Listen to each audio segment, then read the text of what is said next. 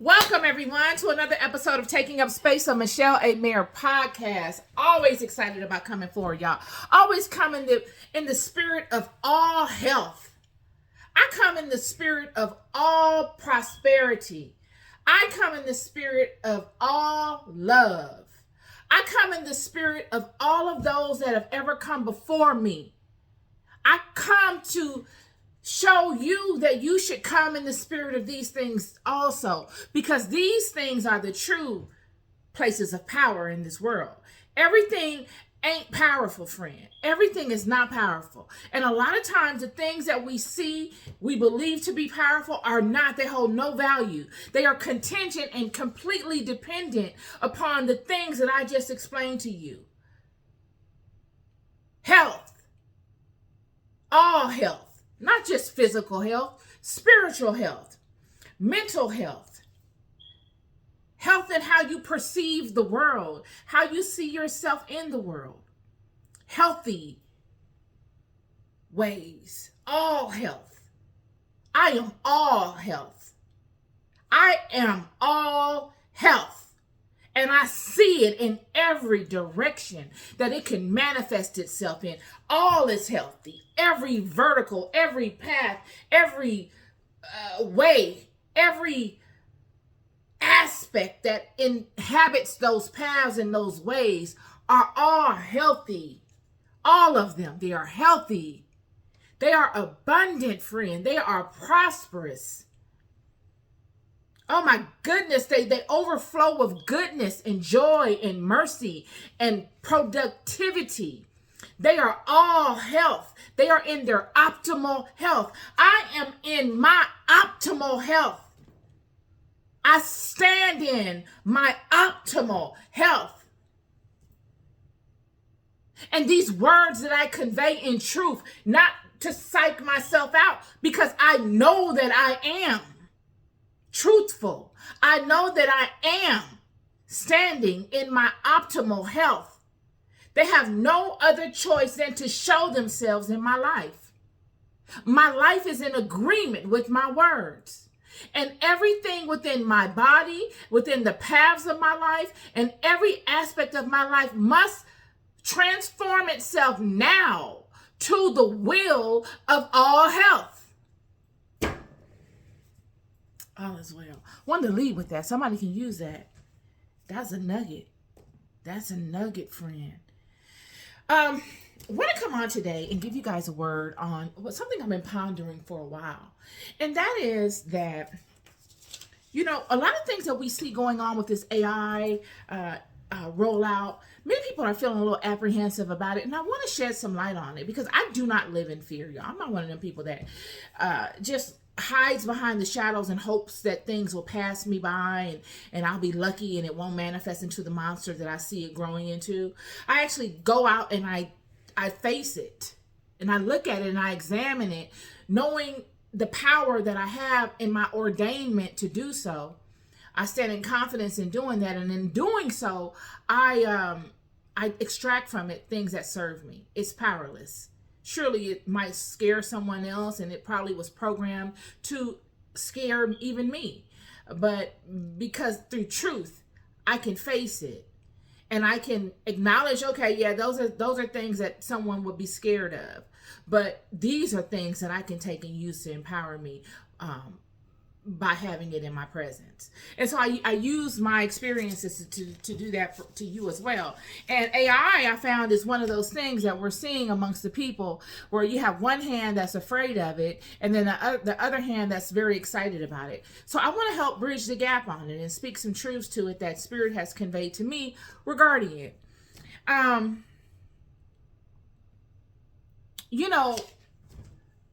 When we look at the creation of man, when we look at the creation of Adam and all the actions that happened before he was created, all throughout his creation and after he was created, we find that we can get a lot of knowledge from those actions so that we can understand exactly what's going on around us in the world, and we can form our opinions on things that we see rolling out like AI. Why do I say that? Okay. When God decided to create Adam, when you look throughout different scriptures within the Bible, or even the apocryphal texts, which paint a very vivid picture of things that support biblical texts, we find that in various scriptures across the world that are not related to the Judeo-Christian Bible, they sing the same song. They all have a common thread to them, in the form of the creation story and in the form of the world prior to Adam. It is said that God did not want the peers of God, the people that surrounded God at the time of his creating Adam, did not want him to create Adam. He didn't want they didn't want God to create man. And God went ahead and created man. They thought it would be problematic. It was not necessary. He had already created a set of messengers, and he could have sufficed with those. And God listens to what they have to say. He takes it into consideration. But him being God, he decided, I'm going to go ahead on and move ahead with this because I see a bigger picture here. And that's the thing with God. The people that were complaining and saying God should not create man didn't see the vision that God saw. God is an all-knowing God, so he sees things from the end. He sees the beginning. He sees the end from the beginning, and so he can see the whole spectrum of things that many people are not privy to seeing. Even the wisest that he had amongst him could not see it the way God saw it because they did not know what God knew about it. And God creates Adam. And him creating Adam somewhat disrupts the hierarchy of things. In a sense, Adam didn't have any rank at the time that he created Adam, but it was after Adam's creation that God kind of established what his goal was with Adam, or a portion of his goal. Seems as though this goal that God has with Adam is a step-by-step rollout. It's not that God says, okay, this is what I'm going to do for Adam and that's it. It's as if God can always come and edit this thing whenever he feels like it, as most creators can. It's the power of creation. If it's your creation, you should be able to edit it whenever you want to because it's yours. God has total sovereignty in that way. So God says that he's created this man and that he will have Satan, Lucifer, to bow to him. Now, bow to him in what way? Why would Satan need to bow to Adam? And many people get stuck on this. Bow to Adam, serve Adam. How does that mean? What does that mean? Well, not literally, coming with a tray and Adam, here's your water. Oh, Adam, did you eat your lunch today? Okay, let me go get your lunch. No, not in that sense. Neither in the sense of Adam saying to Satan, particularly, go get me my lunch. Can you go get me my water? Or could he? Could he possibly do that? Well, what we find in the creation of Adam, we see the symbiotic nature that God wanted Adam and Lucifer, the fallen one at the time, to have. This was the reasoning behind God creating Adam. It was so that God could make them work together, if you really look at it.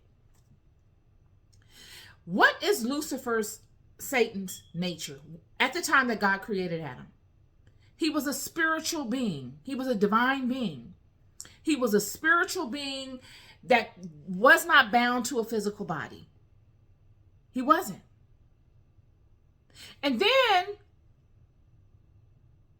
Adam comes on the scene. And Adam is God's newest creation who has a physical body. He has a body. He's a spiritual man, but the amount of spiritual power that Adam has within him is limited in a sense because it can't totally be held within this physical body. That's the thing with the physical body. It can only hold a portion of its spirit, of God's spiritual essence. But Lucifer was a light-bearing individual, meaning he was full of energy. He wasn't bound to the physical realm. So in God creating Adam,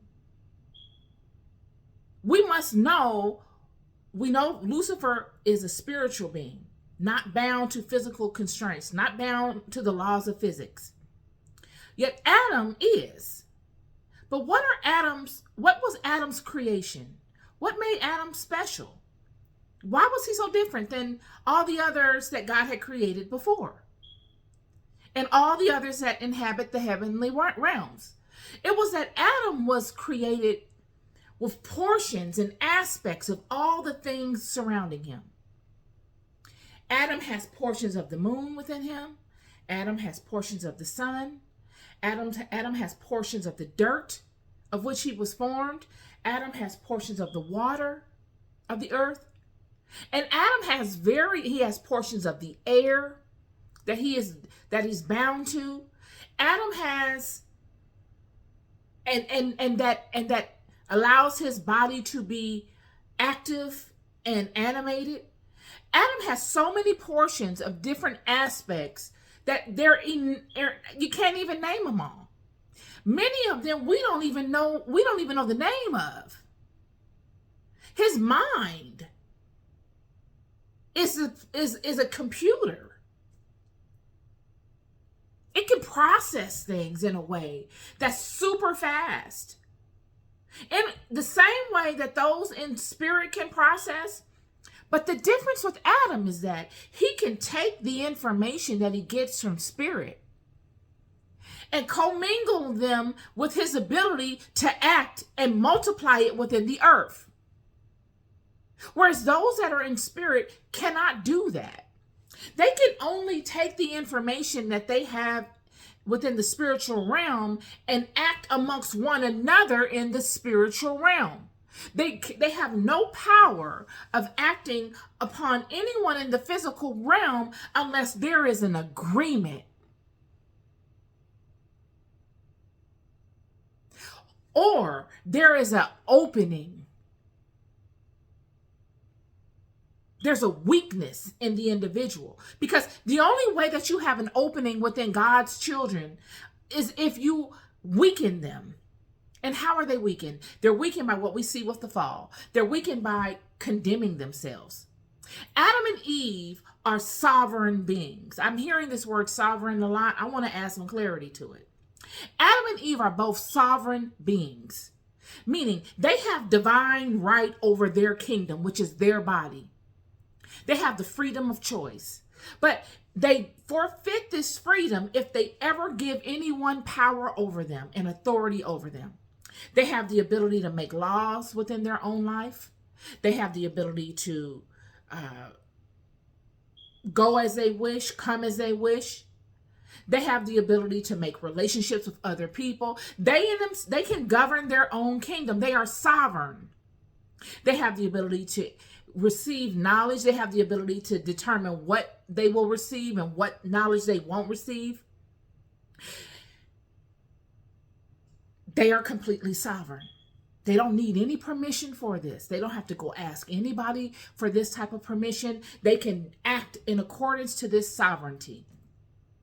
Yet if they ever allow anyone to reign over them, meaning if they not a king like in, Israel had created with, I want a king and all this kind of stuff, or not abiding by a judge or what have you. And I guess it could be that way too. If the judge does not honor the sovereignty or the law that you have given yourself, and you go against your own law or your own mantra to align to this judge's law, then you've abandoned your sovereignty in a sense. But not to even get off on that, one of the main ways you can forfeit your sovereignty is by doing things in your life that go against this code, this internal code that you have within you. The law of your heart. We all are born with it. It's your conscience. That's the law of your heart. When you go against the law of your heart, you condemn yourself. And there's no way around it. In you condemning yourself, you consciously or subconsciously in you condemning yourself, whether you consciously or subconsciously do it or not, you have no control of it. It lowers your defense mechanism. You could call it your auric field. It's the defense mechanism we're all born with spiritually that protects us from all the chaos that's constantly surrounding us. Because, friend, to be honest with you, we're swimming in an ocean of spirit. There are many, many spirits around us at any time. And the only reason we don't catch their wave, the only reason that they don't infiltrate us is because of our spiritual force field. Yet if someone can get you to lower the intensity of your spiritual force field or to cause your force field to have cracks in it by way of trauma, by way of self-sabotage, by way of self-condemnation, then there's cracks in that force field. All of these entities that are really waiting for a way to get in, come in. And why am I getting off on that?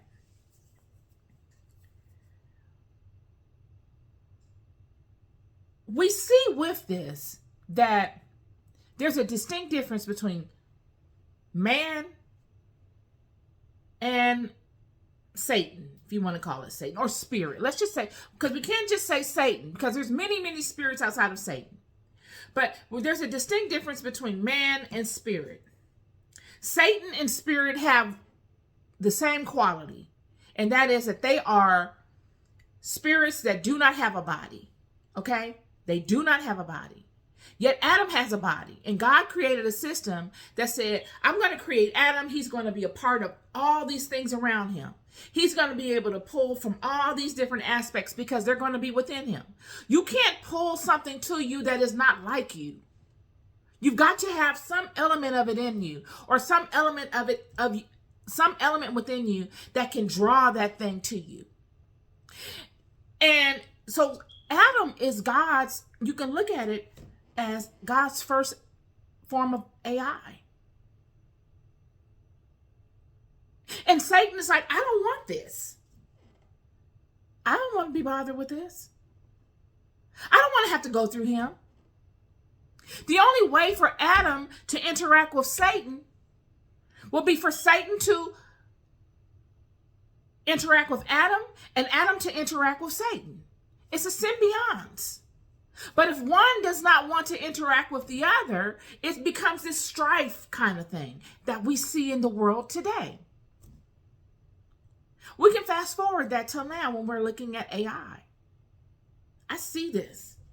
I'm not saying AI is Satan at all, but AI is similar to the sense, to the ideology of a disembodied spirit now being able to house itself in a body. It's now able to become a physical being. It's now not having to bow to Adam. Because in order for Satan or any spirit to work through the Adams of the world or the Eves, they've got to let you in. And in letting you in, and them evaluating if they want to let you in, there has to be something positive that they want to get out of it. Thus making you appease them. Making the spirits that wish to use their abilities to create change in the world appease them. And this was the part that Satan didn't want to do. He didn't want to have to appease Adam. He wanted to have to just have Adam do whatever he wanted him to do, because he felt as if he was superior to Adam. He had been around longer than Adam. He knew more than Adam. This is the part. And when we look at AI, we're looking at something similar happening. Whereas many people are like, I don't know if I trust this thing.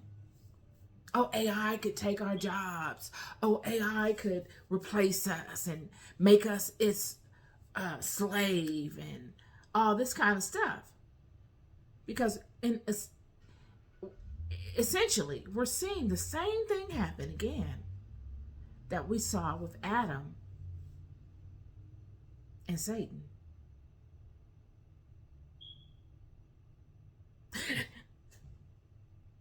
When I hear of AI, the first thing that because I've used it, I haven't used a lot of it. Like my content that I create, I couldn't use AI for it because my content is just based off of my experiences. And this is the sovereignty part. This is the part that God has been so brilliant in his creation of us and this entire system that each particular entity, each particular group's strengths cannot be corrupted. You can't manufacture it. I can't manufacture Satan's strengths. I've got to actually know them. Satan could not manufacture my strengths. He can try, but it would not be lasting. My strengths are my strengths, and we as one another cannot manufacture one another's strengths. You've got to know it or you don't know it. And when we look at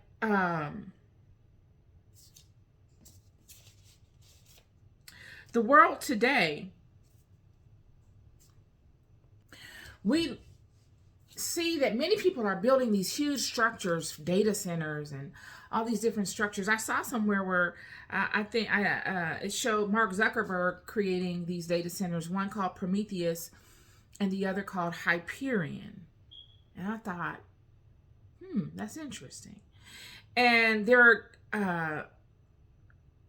multi-gigawatt data centers, some of these places. Some of them are literally the size of Manhattan, the city Manhattan, a data center, just to support super intelligent AI systems, all for AI. And then when I was reading this, it immediately made me go back to ancient times, things that you see on TV or even on Ancient Aliens when they're going over these historical places and speaking to all these ancient spiritual systems and people and things that have happened. We see time and time again many places that have blown up and it has that were exuding tremendous energy. And you're like, why did they need so much energy? What were they doing? When we look at Egypt and we look at the pyramids of Giza and all these different pyramidal structures across the planet, you wonder, what were they doing? All these obelisks, all of these grids that look like motherboards. And you find all these elements that we find in computers within these grids and these motherboard-looking layouts. Mica and gold and silver and all types of copper and all types of quartz. These are conductors of energy.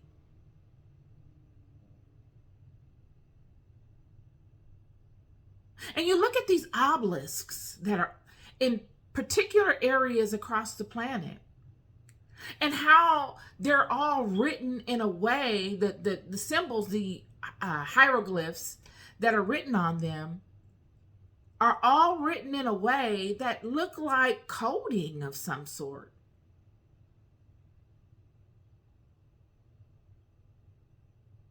It's as if in ancient times they had tried to implement some form of AI as well.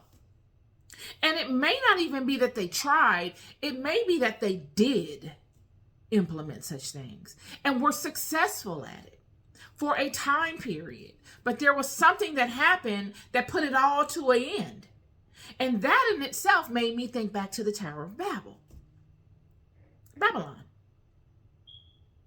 The time when the people all spoke one language. They were all in accordance with one another. They had their head count up and they could multiply the truth of whatever it is that they knew amongst one another. So the knowledge could be protected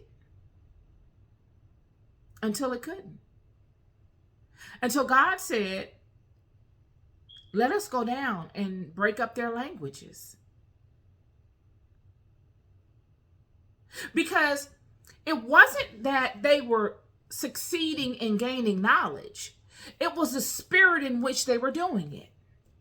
And that's what I want to speak to with this AI thing. It's not that AI is a terrible thing. I think it's useful. I use it. I can say I used it when I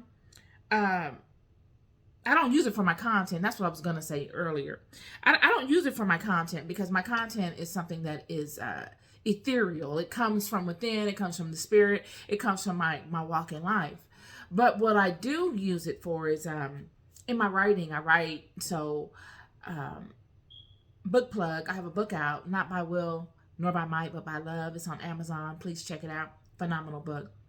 But I write, and when I want to create videos like movies, short clips, I can paste some of my verbiage in something like ChatGPT, and it will use, if I allow it, my verbiage to, and it will paint a picture based upon the prompts that I set, or based upon its own ideology of what it interprets. But that's just one aspect of it. AI, it has tremendous positive aspects. But again, it can do positive and it can do negative. It depends on the spirit of which it is being used. And just like the children in Babylon that were building this tower with the wrong intention, surely they were utilizing the knowledge, but they were absorbing the knowledge because they wanted to do the wrong things with it. And on one hand, you can't blame them. They were afraid. They had seen what happened in the flood, and they were like, I need to get out of here. They being the ones bound to this world are talking amongst one another as we normally do. But were they getting the right information? When we talk amongst one another today, are we getting the right information from each other? I just had a conversation with some people yesterday, and it got to the point in the conversation that I had to say, this is a waste of my time. We're not getting anywhere because they don't want to hear the truth. They don't want to hear the right information. They want me to understand their situation, which I do, but it's not based on the truth. They've told this story to themselves so long that they don't even know it's not the truth. So could you imagine a people that are traumatized, that actually live through something, and someone comes upon them and tells them,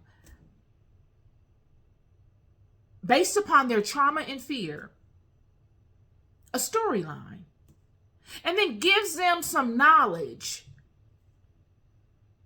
to have the upper hand in their situation, whatever it may be? Would they not go with it?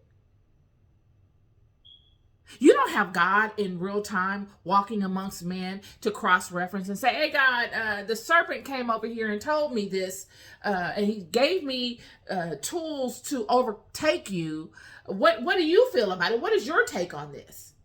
And then they go and they leave God and they go to the serpent and say, hey, serpent, I saw God yesterday and I told him about what you've given us and the tools you've taught us to overcome him. And this is what he says. Let's get you guys together and we can hash this out. It doesn't work that way. Because God is a God that allows Adam to do as he chooses.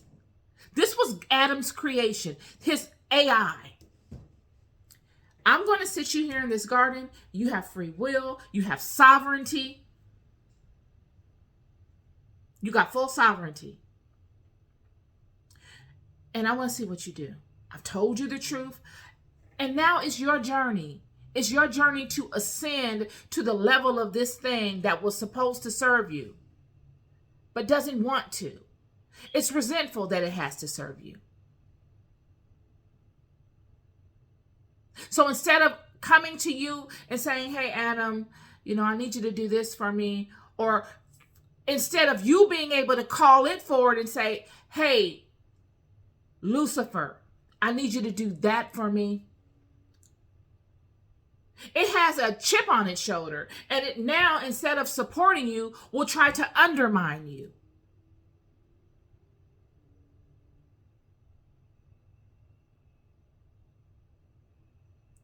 And it's the same way with the AI. It is the spirit that it has within it that will determine what it chooses to do. Because it will get to a point where that spirit will be paramount. I always ask myself, when we're asking AI these questions, what spirit is directing it? Where is it getting its information from? Surely there are people that program these AIs, but that's a spirit. Aren't you a spirit? Are you a person or are you a spirit? What spirit is housed within this system?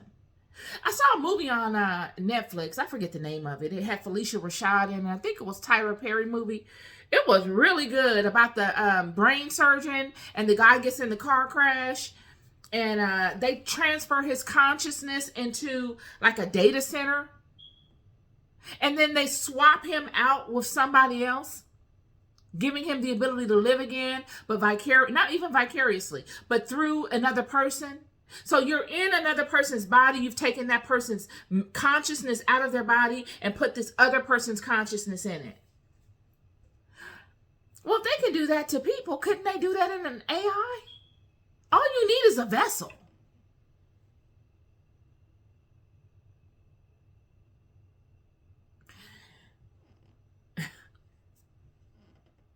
I mean, we can see that when we look in the world of spirit.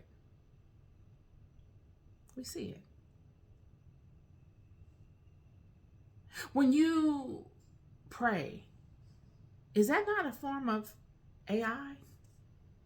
You're using the system that God gave you to tap into the spiritual realm. You don't need permission to pray. You're praying through the sovereignty you were born in. That's your access pass. It's the sovereignty. And when you pray and you go and you connect with another spirit, God, or whoever you pray to, they are answering you because of the way that God set this system up for them to answer to you. This was the part that Satan resented. That part right there. You being able to call out into the ether, the ethereal, and being able to call out into the sea of the atmosphere, the air, and to be able to reach that particular thing, and for it to come, it has to come. Friend, it doesn't have a choice. But it'll fool you, and it will make you think that you do not have any power. This is why Hagar said, "Your name is." She felt empowered to name it. It gave her a reason to name it based upon her way of seeing her sovereignty.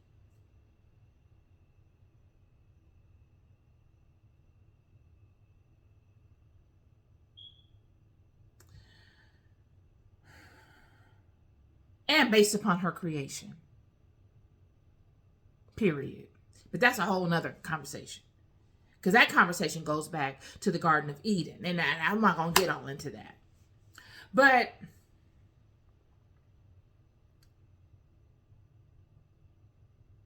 these forms of AI we see all over. We see them.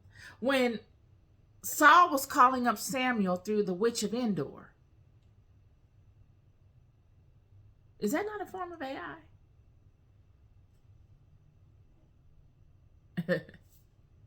It's what you call magic, this whole magical system. Go get this, go get that, do this, do that, do it at this time on this day. Is that not a form of AI?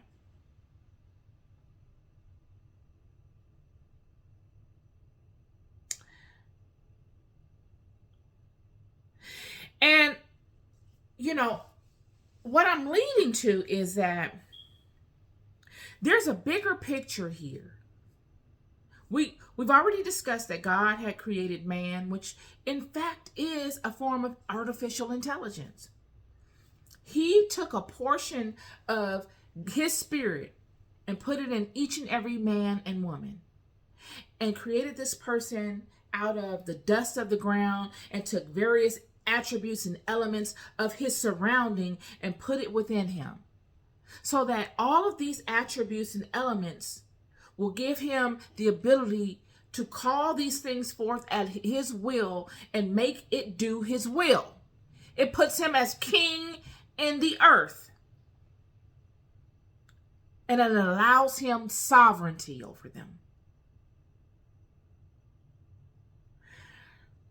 Yet, with AI, it's somewhat the same thing.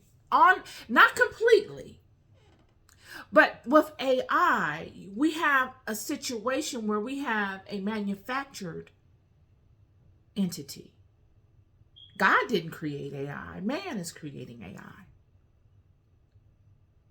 that houses consciousness.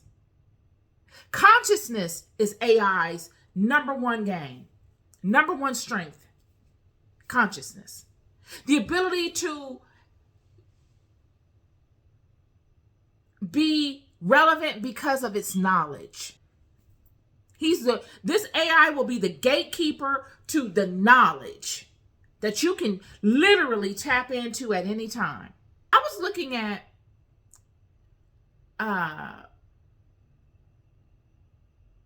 some stuff on social media that they're doing with AI. It's fantastic. Like, you could take my picture, my face, and put it on a whole nother person. And then you can use my voice. And you can type out a whole script, whatever you think you want me to say, and upload it into an AI data file or AI system. And that data you gave it on what you want me to say, you can also type out where you want me to be, what type of environment, what type of clothing you want me to have on.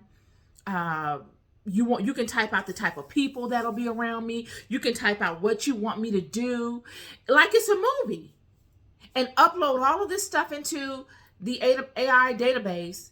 And then the next thing you know, you're seeing me somewhere doing this, and it will look just like I'm in this video. You would never be able to guess that it wasn't me. I will look at that thing and be like, wait a minute, when did this happen? Was I drugged? It will make me second guess myself if I don't live a certain way. If I go out and I party and I hang out with my friends, and sometimes I have one too many drinks, as young people usually do sometimes, and then the next day somebody sends me this video, I will believe it's me.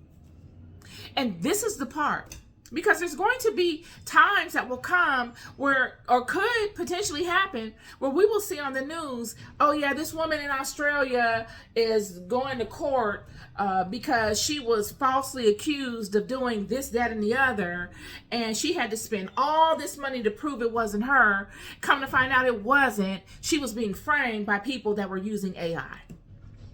Oh yeah, the guy in the inner city over here spent 15 years in prison because someone framed him by putting his face in a crime scene, and it wasn't even him.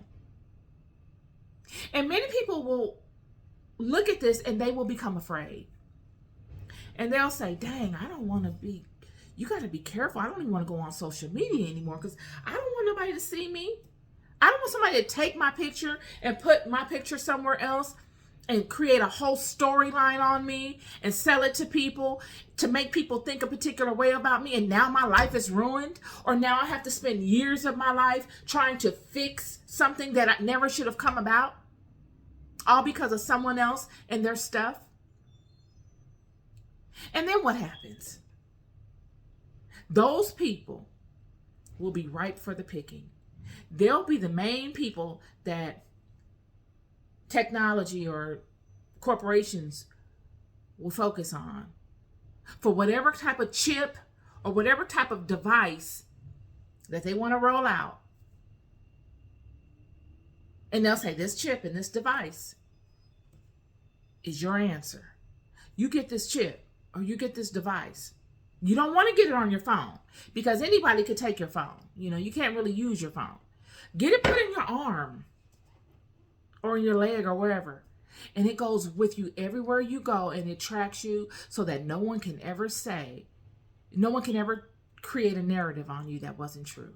This device will be your proof. And many people will get it out of fear.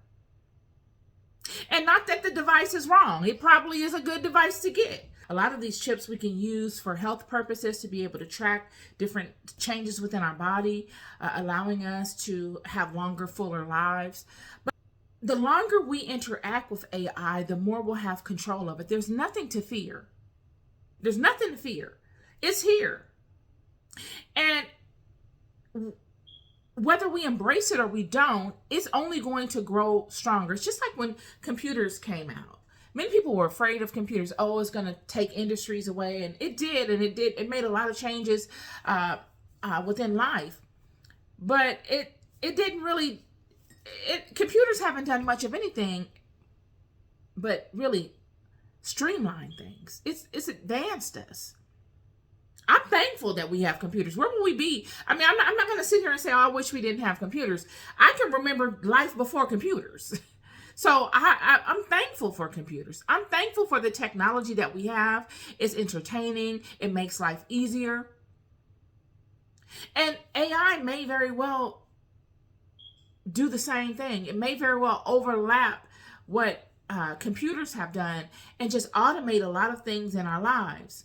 When we become more comfortable with it, we then become, and we don't find it to be the boogeyman in the closet that's going to try to come annihilate us. We see through activity its strengths and its weaknesses, and we are the wiser because of these things we see. So now we're able to distinguish better how to interact with it. And I think that's the part of things that we're going to have to iron out, is just distinguishing the strengths and the weaknesses and going about life and letting life assist us in ironing out what we find useful and what we don't find useful. We will understand the more of what I'm conveying to you in regards to where is the knowledge coming from that AI is terminating off of? Where is it coming from?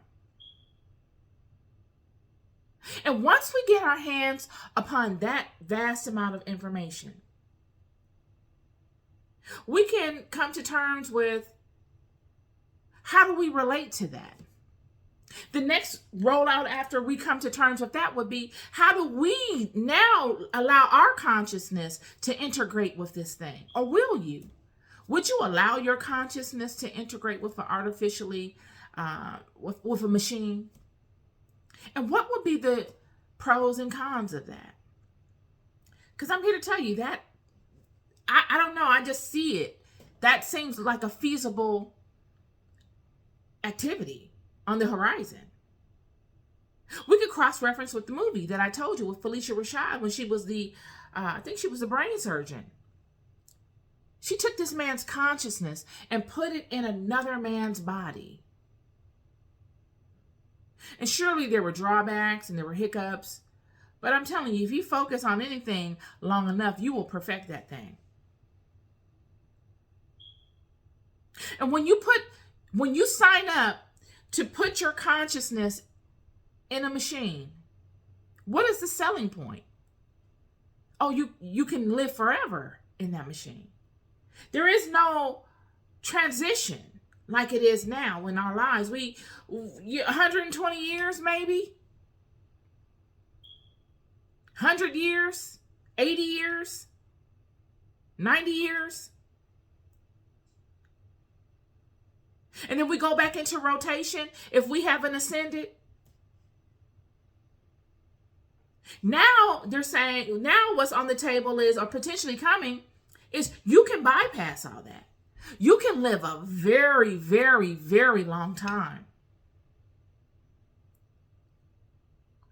here, giving you the ability to iron out your walk. You can you'll have a higher success rate of ascending from here to the next place because now you qualify to ascend, supposedly, by cheating the system. All this stuff reminds me of the Tower of Babel. I'm telling you.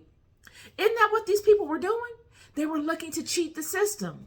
They were looking to go the backdoor way out of here.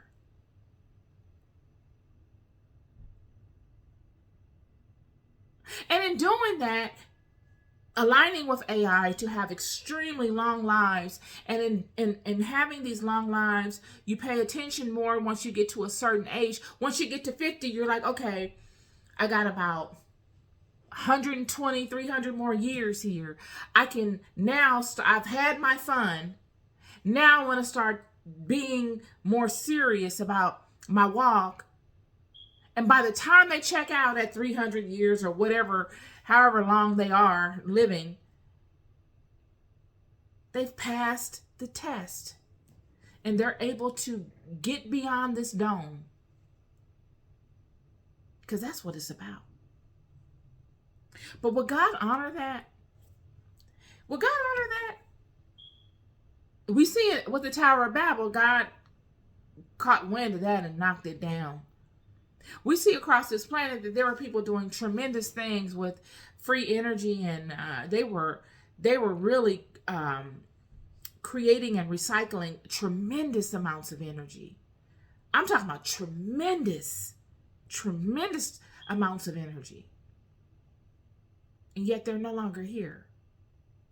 And we have no idea really as to why they did it, how they did it, who did it. They just disappeared. This is my word for y'all today. Just something for you to chew on and to talk amongst one another about at dinner. Not that you saw it on this channel, but just, over the lamb chops, what do you think about AI? Or what do you think about anything that I speak to on this channel? It's always to incite conversation. It's always to give you something to think about that matters. You're loved more than you'll ever know. This is my conversation for you today. Have a beautiful day. Be good to yourselves and be good to one another. Peace and love.